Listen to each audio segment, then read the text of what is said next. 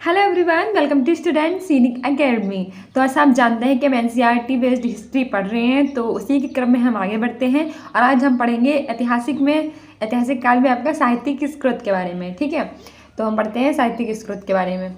लिखित स्रोत को साहित्य स्रोत कहते हैं। बिल्कुल सही बात है। वो स्रोत जो लिखा हुआ होता है जो लिखित स्रोत होता है उसी को हम क्या कहते हैं, साहित्यिक स्रोत। प्राचीन इतिहास की जानकारी का ये सबसे बड़ा स्रोत है। हमें अपने प्राचीन इतिहास की जो जानकारी मिली है, हमारे पुराने समय में की जो जानकारी मिली है, उसका सबसे बड़ा स्रोत क्या है, साहित्यिक स्रोत। गैर धार्मिक स्रोत, गैर धार्मिक स्रोत क्या है, इसका संबंध किसी भी धर्म से नहीं रहता है। बिल्कुल सही बात है। वे स्रोत जिसमें किसी भी धर्म से कोई संबंध नहीं होता वह कहता आता है हमारा गैर धार्मिक स्रोत। उदाहरण हमारा है अर्थशास्त्र। जैसे आप जानते हैं कि अर्थशास्त्र पुस्तक में किसी भी प्रकार की कोई भी धर्म की बात नहीं की गई है, तो वो हमारा कैसा है, गैर धार्मिक स्रोत। अर्थशास्त्र को किसने लिखा है, चाणक्य ने लिखा है। ठीक है, आगे कह रहा है धार्मिक स्रोत। अब धार्मिक का इसका संबंध किसी न किसी धर्म से रहता है। बिल्कुल सही बात है। वे स्रोत जिसका संबंध किसी न किसी धर्म से रहता है वो हमारा कहलाता है धार्मिक स्रोत।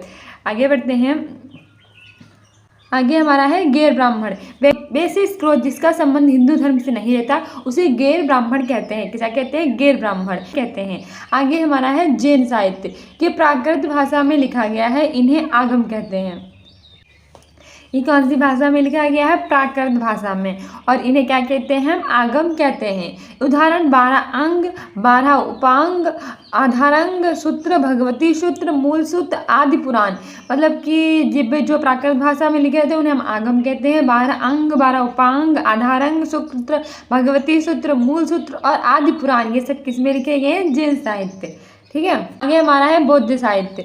बौद्ध साहित्य पाली भाषा में मिले हैं। बौद्ध साहित्य किस में मिले हैं, पाली भाषा में। जातक ग्रंथ में महात्मा बुद्ध के पूर्व जन्म की 200 कहानियाँ। जातक ग्रंथ में क्या है, महात्मा बुद्ध के जो पूर्व जन्म है उनके जन्म से पहले की कितनी कहानियाँ हैं, 200 कहानियाँ हैं। ललित विस्तार में महात्मा बुद्ध की पूरी जीवनी है। ललित विस्तार मतलब महात्मा बुद्ध की पूरी जीवनी है किसमें, ललित विस्तार में। ठीक है, अंगुत्तर निकाय में 16 महाजनपद की चर्चा है। अंगुत्तर निकाय में क्या है, 16 महाजनपद की चर्चा है। ऐसे अगर आपसे पूछ ले कि अंगुत्तर निकाय में क्या है, तो 16 महाजनपद की चर्चा है। और ऐसे पूछ सकता है कि 16 महाजनपद की चर्चा किस में है, तो वो है अंगुत्तर निकाय में। बौद्ध धर्म की सबसे पवित्र पुस्तक त्रिपिटक है और 3 पुस्तकों का समूह है। बौद्ध धर्म की सबसे पवित्र पुस्तक कौन सी है, त्रिपिटक, और उसमें एक पुस्तक है त्रिपिटक जो 3 पुस्तकों का समूह है। आगे हमारा है सुत्त पिटक, ये सबसे बड़ा पिटक है। तीनों पिटक में से सबसे बड़ा पिटक कौन सा है, सुत्त पिटक। इससे बौद्ध धर्म का एनसाइक्लोपीडिया भी कहते हैं। सुत्त पिटक को बौद्ध धर्म का क्या कहते हैं, इंसाइक्लोपीडिया। ठीक है, आगे है विनय पिटक। ये सबसे छोटा पिटक है, इसमें बौद्ध धर्म के प्रवेश की चर्चा है। कौन सा 3 पिटक है, सुत्त पिटक, ये सबसे बड़ा पिटक है। सुत्त पिटक कैसा पिटक है, सबसे बड़ा पिटक है। इसमें बौद्ध इंसाइक्लोपीडिया कहते हैं। क्या कहते हैं इसे, बौद्ध धर्म का इंसाइक्लोपीडिया कहते हैं। आगे हमारा है विनय पिटक, ये सबसे छोटा पिटक है, इसमें बौद्ध धर्म के प्रवेश की चर्चा है। सुत्त पिटक जो हमारा है वो सबसे बड़ा पिटक है और इसे हम क्या कहते हैं, बौद्ध धर्म का इंसाइक्लोपीडिया। दूसरा हमारा है विनय पिटक, ये सबसे छोटा पिटक है, इसमें बौद्ध धर्म के प्रवेश की चर्चा है। तीसरा हमारा है अधम्म पिटक, इसमें महात्मा बुद्ध के दार्शनिक विचारों की चर्चा है। महात्मा बुद्ध के जो दार्शनिक विचार हैं उनकी चर्चा है। ठीक है, तो पिटक कितने हैं हमारे, 3 है। कौन कौन से, सुत्त पिटक, विनय पिटक और अधम्म पिटक। सबसे बड़ा पिटक हमारा सुत्त पिटक है और बौद्ध धर्म का एनसाइक्लोपीडिया इसे कहते हैं। सबसे छोटा पिटक हमारा विनय पिटक है, इसमें बौद्ध धर्म के प्रवेश की चर्चा है। तीसरा पिटक हमारा है अधम्म पिटक, इसमें महात्मा बुद्ध के दार्शनिक विचारों की चर्चा है। ठीक है, आगे बढ़ते हैं। आगे हमारे हैं वेद और ज्ञानी, उनके ब्राह्मण ग्रंथ, उपवेद और ज्ञानी। सबसे पहले हमारा है ऋग्वेद। अच्छा, इसको ना थोड़ा अच्छे से याद कर लेना क्योंकि काफ़ी एग्जाम्स में ये पूछे जाते हैं। सबसे पहले हमारा है ऋग्वेद। बढ़ते हैं आगे, हमसे कहा गया है वेद और ज्ञानी, ब्राह्मण ग्रंथ, उपवेद और उनके ज्ञानी। यानी कि 4 वेद हैं, उनके 4 ज्ञानी हैं, उनके ब्राह्मण ग्रंथों के बारे में, फिर उनके उपवेदों के बारे में, फिर उन उपवेदों के ज्ञानी के बारे में। ठीक है, इनको अच्छे से याद कर लेना, काफ़ी इंपॉर्टेंट है। ऋग्वेद, सामवेद, यजुर्वेद, अथर्ववेद। ऋग्वेद के हैं आपके होत्रु, इनका 2 ब्राह्मण ग्रंथ हैं, कौशिकी और ऐतरेय। इसका जो उपवेद है वो हमारा है आयुर्वेद। क्या है इसका उपवेद? आयुर्वेद। और आयुर्वेद के कौन है ज्ञानी? प्रजापति। प्रजापति किसके ज्ञानी है? आयुर्वेद के। दूसरा हमारा है सामवेद गाथा, और इसके जो ब्राह्मण ग्रंथ है वो है पंचविश। कौन है? पंचविश। इसके उपवेद क्या है? गंधर्व वेद। गंधर्व वेद जो है इसका उपवेद है, और इसके ज्ञानी कौन है? नारद। किसके हैं? गंधर्व वेद के हैं नारद। तीसरा हमारा है यजुर्वेद। यजुर्वेद के हैं अरबु, और उनके दो ब्राह्मण ग्रंथ है सतपथ और तैत्रेय। कौन है? सतपथ और तैत्रेय। ठीक है। और आगे इसके जो उपवेद है उसका है उपवेद धनुर्वेद, और उसके जो ज्ञानी है वो है विश्वामित्र। कौन है? विश्वामित्र। चौथा हमारा है अथर्ववेद। अथर्ववेद के जो ज्ञानी है वो है ब्रह्मा जी। इनका जो ब्राह्मण ग्रंथ है वो है हमारा गोपथ, और इनका जो उपवेद है वो है शिल्पवेद, और इसके जो ज्ञानी है वो है विश्वकर्मा। कौन है? विश्वकर्मा। तो कितने वेद है? 4 हैं। कौन कौन से? ऋग्वेद, सामवेद, यजुर्वेद, अथर्ववेद। सबसे पुराना है ऋग्वेद, और जो ऋग्वेद के ज्ञानी है वो है होत्रु। उसका जो ब्राह्मण ग्रंथ है वो ऐतरेय और क्वस्तकी है। उसका जो उपवेद है वो आपका है आयुर्वेद, और इसके जो उपवेद के ज्ञानी है वो है प्रजापति। प्रजापति कौन है? उपवेद के ज्ञानी। हमारा है सामवेद। सामवेद के जो ज्ञानी है वो है उद्गाता। उसका जो ब्राह्मण ग्रंथ है वो है पंचविश। क्या है? पंचविश। और इसके वेद है, उसका वेद है गंधर्व वेद। गंधर्व वेद है, और इसके जो ज्ञानी है वो है नारद। तीसरा हमारा है यजुर्वेद। यजुर्वेद के जो ज्ञानी है वो है अरबु, और इसका जो ब्राह्मण ग्रंथ है वो है तैत्रीय और सतपथ। इसका जो उपवेद है वो है आपका धनुर्वेद, और जो इसके ज्ञानी है वो है विश्वामित्र। चौथा हमारा है अथर्ववेद। अथर्ववेद के ज्ञानी है ब्रह्मा जी, और इनका जो ब्राह्मण ग्रंथ है वो है हमारा गोपथ।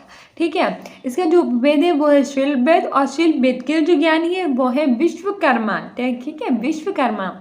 चलो आगे बढ़ते हैं। आगे कहा गया है कि वेदों की रचना ईश्वर ने की है, अतः वेद को आपुरुषाय कहा जाता है। वेद की रचना किसने की है? सब ऐसा मानते हैं कि जो वेद है वेदों की रचना की है ईश्वर ने, इसीलिए वेद को क्या कहते हैं? आपुरुषाय कहते हैं। क्या कहते हैं? आपुरुषाय। गुप्त काल में कृष्ण देवायन ने व्यास ने वेदों का संकलन यानी कि कलेक्शन किया। गुप्त काल में क्या किया? जो कृष्ण देवायन थे उन्होंने कृष्ण देवायन ने व्यास ने वेदों का संकलन किया।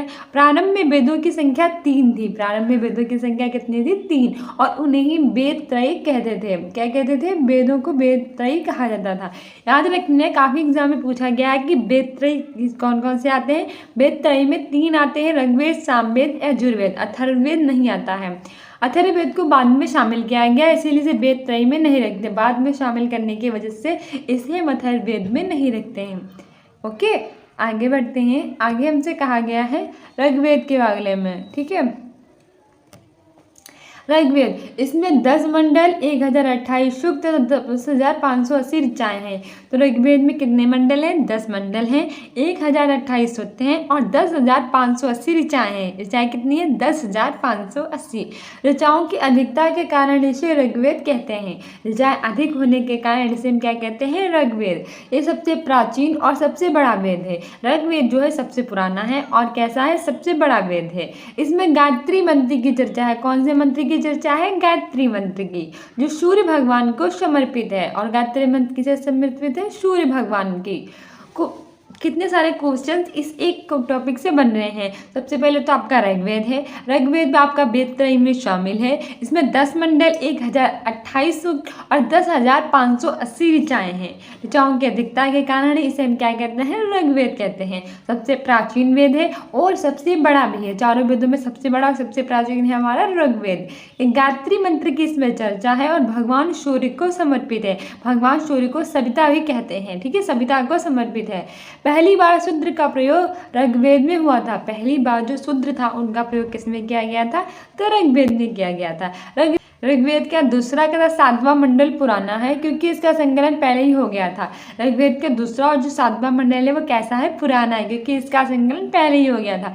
पहला कथा 10वां मंडल नया है। अब ऐसे पूछेंगे ऋग्वेद का कौन सा मंडल नया और कौन सा पुराना है, तो ऋग्वेद का जो दूसरा मंडल है वो आपका पुराना है। ऋग्वेद का पहला मंडल है जो नया है। ठीक है, क्योंकि इसका संकलन बाद में हुआ था। 9वां मंडल सोम देवता को चर्चा है। 9वें मंडल में किस देवता की चर्चा है? तो 9वें मंडल में चर्चा है सोम देवता की। ऋग्वेद के ज्ञानी को क्या कहते थे? तो ऋग्वेद के ज्ञानी को हम कहते थे हेत्रु। ठीक है, आगे बढ़ते हैं। आगे है हमारा ऋग्वेद का उपवेद क्या है? तो ऋग्वेद का उपवेद है आयुर्वेद। ऋग्वेद का जो उपवेद है वो क्या है? आयुर्वेद है। ठीक है, सबसे पहले हम आयु देखते हैं लोगों की, और सबसे पुराना हमारा ऋग्वेद है, तो इसका उपवेद आयुर्वेद ही होगा। और जिसमें चिकित्सा की चर्चा है, ज्ञानी को प्रजापति कहते हैं। उपवेद का जो ज्ञानी है, उपवेद आयुर्वेद है, और आयुर्वेद का जो ज्ञानी है उसको हम प्रजापति कहते हैं। दूसरा हमारा है सामवेद। इसमें 1875 मंत्र है। इसमें कितने मंत्र हैं? 1875। क्योंकि वास्तव में 99 मंत्र ही सामवेद के हैं, बाकी मंत्रों को ऋग्वेद से ग्रहण किया गया है। हाँ, ये तो हमने मान लिया कि 1875 यानी 1875 मंत्र है सामवेद में, लेकिन इसके जो वास्तविक मंत्र है वो सिर्फ 99 यानी 99 ही हैं। बाकी जितने भी इसके मंत्र है वो हमने ऋग्वेद से लिए हैं। कि कहाँ से ग्रहण किया है? ऋग्वेद से। सामवेद में भारतीय संगीत के 7 स्वरों की चर्चा है। भारतीय संगीत की चर्चा किस में है? 7 स्वरों की चर्चा वो हमारे सामवेद में। और वो 7 स्वर कौन से हैं? सा रे गा मा पा धा नी। ठीक है, ये चर्चा है सामवेद में। सा से संगीत और सा से सामवेद। ठीक है, याद कर लेना। ये संगीत यज्ञ के समय गाए जाते हैं, और ये संगीत कब गाए जाते हैं? जब हमारा यज्ञ किया जाता है। ठीक है, यानी यज्ञ की चर्चा भी सामवेद में ही है। सामवेद ज्ञानी को उद्गाता कहते हैं। सामवेद का उपवेद है गंधर्व वेद। तो ऐसे पूछ रहे कि सामवेद के ज्ञानी को क्या कहते हैं? तो उद्गाता कहते हैं। गाता आ गया ना, जो गाने वाला गाता होता है वो होता है सा से सामवेद, सा से संगीत, और इसका जो गाता है वो उद्गाता होता है। और सामवेद का उपवेद जो होता है वो गंधर्व वेद होता है। क्या होता है? गंधर्व वेद। सामवेद का उपवेद क्या होता है? गंधर्व वेद। ठीक है, आगे बढ़ते हैं। आगे कह रहा है गंधर्व वेद के ज्ञानी को नारद कहते हैं। गंधर्व वेद का जो ज्ञानी होता है उसे क्या कहते हैं? तो गंधर्व वेद के ज्ञानी को कहते हैं हम नारद। गंधर्व वेद के ज्ञानी को क्या कहते हैं? नारद। नारायण नारायण गाते रहते हैं नारद समय। तो सामवेद, संगीत, नारद, उद्गाता, ये सब याद कर लेना। यजुर्वेद आगे 1990 यानी 1990 मंत्र हैं। इसमें युद्ध तथा कर्म कांड की चर्चा है। इसमें किसकी चर्चा है? युद्ध की और कर्म कांड की। इसको कितने भागों में बांटते हैं? 2। कौन कौन से? कृष्ण यजुर्वेद गद और शुक्ल यजुर्वेद पद। अब गद और पद क्या होता है? जो कृष्ण यजुर्वेद होता है उसको हम गद कहते हैं, और जो शुक्ल यजुर्वेद होता है उसे हम पद कहते हैं। ठीक है, आगे बढ़ते हैं। इसमें ज्ञानी को अधर्यु कहते हैं। इसमें हम ज्ञानी को क्या कहते हैं? अधर्यु। यजुर्वेद का उपवेद है धनुर्वेद। यजुर्वेद का उपवेद क्या है? धनुर्वेद है। धनुर्वेद के ज्ञानी को हम कहते हैं विश्वामित्र। ठीक है, धनुर्वेद के जो ज्ञानी होता है उसे विश्वामित्र कहते हैं। यानी धनुष बाण चला के हमने लोगों को क्या बना दिया? विष्णु ने लोगों को अपना मित्र बना लिया। ठीक है, ऐसे याद कर सकते हैं। आगे हमारा है अथर्ववेद। क्या है हमारा? अथर्ववेद। इसकी रचना सबसे बाद में उत्तर वैदिक काल में हुई। 1000 मंत्र हैं इसकी सबसे बाद में हुई, और ये वेद त्रय में शामिल नहीं है। यानी अथर्ववेद हमारा नया वेद है। इसकी रचना सबसे बाद में हुई थी उत्तर वैदिक काल में। कब हुई थी? इसमें 6000 मंत्र हैं। इसमें जादू टोना, वशीकरण इत्यादि की चर्चा है। किसकी चर्चा है? जादू टोना और वशीकरण वगैरह की। ठीक है, आगे हमारा है आरण्यक। वैसी पुस्तकें जिसकी रचना जंगल में की गई उसे आरण्यक कहते हैं। सब जानते हैं कि आरण्यक का मतलब ही जंगल होता है, और ऐसी पुस्तकें जिनकी रचना हम जंगल में हमने की है उसे हम आरण्यक कहते हैं। अथर्ववेद को छोड़कर सभी पुस्तकें ऐसी हैं आरण्यक हैं। अथर्ववेद वेद त्रय में शामिल नहीं है, इसीलिए सबसे नया लिखा गया है, इसीलिए इसे जंगल में ऐसा हुआ क्या था ना कि जो वेद त्रयी है उसमें हमने तीनों किताबें लिखी, ऋग्वेद, सामवेद, यजुर्वेद, लेकिन अथर्ववेद एक नया वेद है और उसको हमने बहुत ही बाद में लिखा। और बाद में लिखा तब तक तो जंगलों से लोग बाहर आने गए थे, तो हमने इसको ना जंगल में ना लिख के कहीं और लिखा था। ठीक है, कहाँ लिखा था? घर में बैठ के लिखा होगा, बाहर कहीं लिखा होगा, जंगल में नहीं लिखा, इसीलिए इसे वेद त्रयी में शामिल नहीं किया गया है। वेदांग, वेदों को भली भांति समझने के लिए वेदांग की रचना की गई है। जो हमारे वेद थे उनको अच्छे से समझने के लिए हमने किसकी रचना की? वेदांग की। वेदांगों की संख्या कितनी है? 6 है। भैया देख लीजिए, वेदांगों की संख्या कितनी है? 6 है। व्याकरण, ज्योतिष, निरुक्त, शिक्षा, कल्प, छंद। व्याकरण, ज्योतिष, निरुक्त, शिक्षा, कल्प, छंद। व्याकरण में अष्टाध्यायी, अष्टाध्यायी किसने लिखी है? पाणिनि ने लिखी है। ज्योतिष में हमारे वृत्त संहिता है, और ज्योतिषी पुस्तक है वृत्त संहिता, और वृत्त संहिता लिखी है बारहमिहिर ने। किसने लिखी है? बारहमिहिर ने। आगे हमारी निरुक्त, निरुक्त है जो निरुक्त शास्त्र है। निरुक्त कौन है? निरुक्त शास्त्र। आगे हमारी शिक्षा, शिक्षा से संबंधित है शिक्षा का शास्त्र। कल्प से संबंधित है कल्प शास्त्र और छंद से संबंधित है हमारी छंद शास्त्र। ठीक है, तो हमारे कितने हैं वेदांग? 6 हैं। शिक्षा, कल्प, निरुक्त, छंद, व्याकरण और ज्योतिष। और उनकी पुस्तकें भी देख लीजिए। व्याकरण से संबंधित है हमारे अष्टाध्यायी और जिन्होंने की रचना की है पाणिनि ने। ज्योतिष से संबंधित है बृहत संहिता जिसकी रचना की है बारहमीर ने। आपके निरुक्त से संबंधित है निरुक्त शास्त्र, शिक्षा से शिक्षा शास्त्र, कल्प से कल्प शास्त्र, छंद से छंद शास्त्र। ठीक है, आगे बढ़ते हैं। आगे हमारा है पुराण। क्या है आगे हमारा? पुराण। इसकी रचना महर्षि तथा उग्र श्रावा ने किया था। इसकी संख्या कितनी है? 18 है। पुराणों की संख्या कितनी है? 18। इसे 5वां वेद और वेदों का वेद भी कहते हैं। तो 4 वेद तो हमारे वो थे, ऋग्वेद, सामवेद, यजुर्वेद, अथर्ववेद। 5वां वेद हमारा ये हो गया है पुराण। पुराण को 5वां वेद कहते हैं और वेदों का वेद भी कहते हैं। इसमें प्राचीन राजवंशों की जानकारी मिलती है। किसकी जानकारी मिलती है पुराणों में? प्राचीन राजवंशों की। ठीक है, आगे हमारा है विष्णु पुराण। इसमें मौर्य वंश की जानकारी, जो हमारा विष्णु वंश है उसमें हमें जानकारी मिलती है। किसकी? मौर्य वंश की। आगे हमारा है मत्स्य पुराण। इसमें सातवाहन वंश की जानकारी मिलती है। भगवान विष्णु के 10 अवतारों की भी चर्चा है। मत्स्य पुराण में किसकी चर्चा है? भगवान विष्णु के 10 अवतारों की है और सातवाहन वंश की जानकारी मिलती है। ठीक है, आगे बढ़ते हैं। वायु पुराण। वायु पुराण की बात करें तो इसमें गुप्त वंश की जानकारी मिलती है। वायु पुराण में किसकी जानकारी मिलती है? गुप्त वंश की।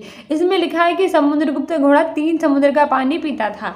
सब कहते हैं ना कि जो समुद्रगुप्त का घोड़ा था वो 3 समुद्र का पानी पीता था, पर लिखा किसमें है? ये लिखा है वायु पुराण में। ठीक है, वायु पुराण में। ऐसे याद कर सकते हैं, वायु मतलब हवा बहुत तेजी से बहती है, घोड़ा भी बहुत तेज चलता है, इतनी तेज चलता है कि जाके तीनों समुद्र का पानी पी आता है। ठीक है, और इसमें जानकारी गुप्त वंश की मिली है। ठीक है, समुद्रगुप्त, गुप्त ऐसे याद कर लेना। आगे हमारा है उपनिषद। उपनिषद का शाब्दिक अर्थ होता है गुरु के समीप बैठकर ज्ञान प्राप्त करना। ये लाइन अच्छे से याद रखना कि उपनिषद का शाब्दिक अर्थ होता है गुरु के समीप बैठकर ज्ञान को प्राप्त करना। यह ब्राह्मणों के विरुद्ध राजपूतों की एक प्रक्रिया मानी जाती है। ठीक है, इसमें उपनिषद 108 है, किन 13 उपनिषद को ही मान्यता प्राप्त है। और उपनिषद कितने हैं? 108 है, लेकिन अगर मान्यता प्राप्त उपनिषद की बात की जाए तो वो सिर्फ 13 हैं। ठीक है, आगे बढ़ते हैं। उपनिषद है बृहद नारायण उपनिषद। ये सबसे बड़ा तथा प्राचीन उपनिषद है। सभी उपनिषदों में सबसे बड़ा उपनिषद और सबसे प्राचीन उपनिषद कौन सा है? तो वो हमारा है बृहद नारायण उपनिषद। नाम से पता चलता है बृहद, बृहद मतलब बड़ा, और नारायण सबसे प्राचीन और सबसे बड़ा है। कठोपनिषद, इसमें यम और नचिकेता की चर्चा है। इसमें ओम शब्द के महत्व को दर्शाया गया है। कठोपनिषद में यम और नचिकेता के बीच का संबंध है, साथ ही जो ओम शब्द है उसके महत्व को भी बताया गया है। ठीक है, तो याद रख लेना, यम और नचिकेता का संबंध कठोपनिषद में है और ओम की चर्चा किसमें है? वो भी आपके कठोपनिषद में। सबसे बड़ा उपनिषद है बृहद नारायण उपनिषद। उपनिषद क्या है हमारा? मुंडको उपनिषद। इसमें सत्यमेव जयते की चर्चा है। तो सत्यमेव जयते की चर्चा किसमें है? मुंडको उपनिषद में है। ठीक है, आगे हमारा है ज्वालोपनिषद। ज्वालोपनिषद में ब्रह्मा, विष्णु और महेश अर्थात त्रिमूर्ति की चर्चा है।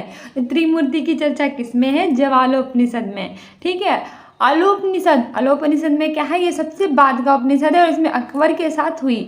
इसकी रचना अकबर के साथ हुई। अच्छा, अलोपनिषद जो है वो सबसे बाद का उपनिषद है और इसकी रचना कब हुई थी? इसकी रचना हुई थी अकबर के साथ। ठीक है, आगे हमारा है स्मृति साहित्य। इसमें प्राचीन राजवंशों की जानकारी मिलती है। स्मृति साहित्य में क्या होता है? जो प्राचीन राजवंश है उसकी जानकारी मिलती है। स्मृति साहित्य की संख्या 36 है। स्मृति साहित्य की संख्या कितनी होती है? 36 यानी कि 36 है। विष्णु स्मृति प्लस नारद स्मृति से गुप्त काल की जानकारी मिलती है। विष्णु स्मृति और जो नारद स्मृति है उससे हमें किसकी जानकारी मिलती है? गुप्त काल की जानकारी मिलती है। ठीक है, आगे बढ़ते हैं। आगे कह रहा है मनु स्मृति कहता है यज्ञवालक की स्मृति से मौर्य काल की। जो हमारी मनु स्मृति और जो यज्ञवालक की स्मृति उसकी हम जानकारी प्राप्त होती है मौर्य काल की।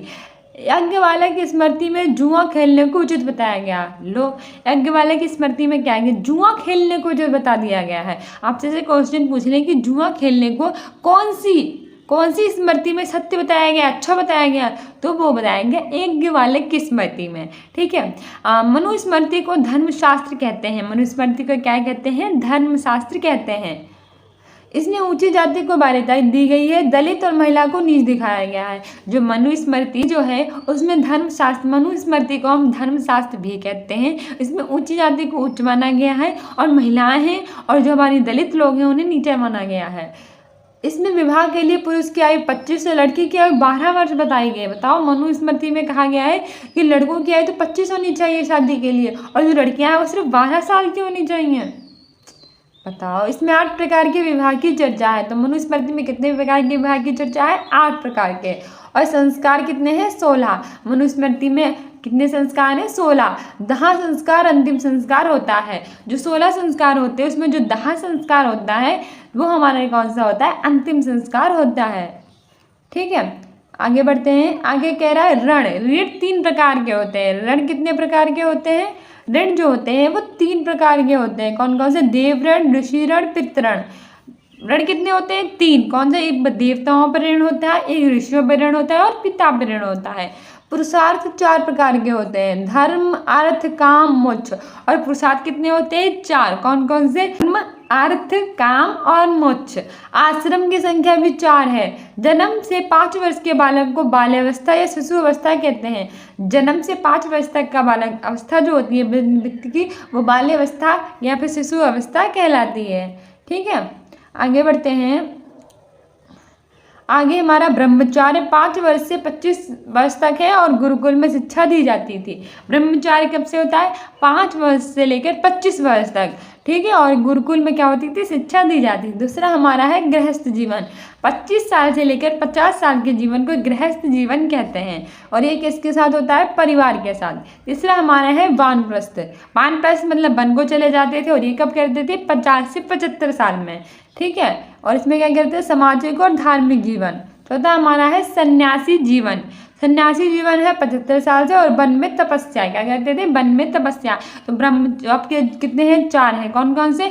ब्रह्मचार्य, गृहस्थ जीवन, वानप्रस्थ और सन्यासी जीवन। ब्रह्मचार्य 5 से 25, गृहस्थ जीवन 25 से 50, वानप्रस्थ 50 से 75, सन्यासी जीवन 75 साल से। ये जो ब्रह्मचार्य होता है उसे गुरुकुल में शिक्षा देते थे, गृहस्थ जीवन में परिवार के साथ रहते थे, वानप्रस्थ में समाज को धार्मिक जीवन कार्य करते थे, और सन्यासी में वन में तपस्या करते थे। फिर हमारा है महाकाव्य। महाकाव्यों की संख्या 2 है।